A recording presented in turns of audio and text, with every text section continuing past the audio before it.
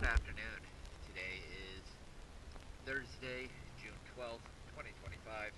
I am here at 432 Marina, and this is an after video for poor Finn. Didn't see anything wrong with the paint or anything.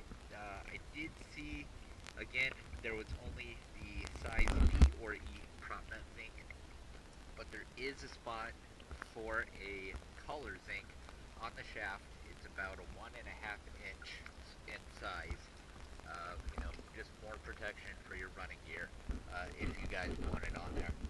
Let me go ahead and show you the rest of the hull after it's been cleaned. And here we go.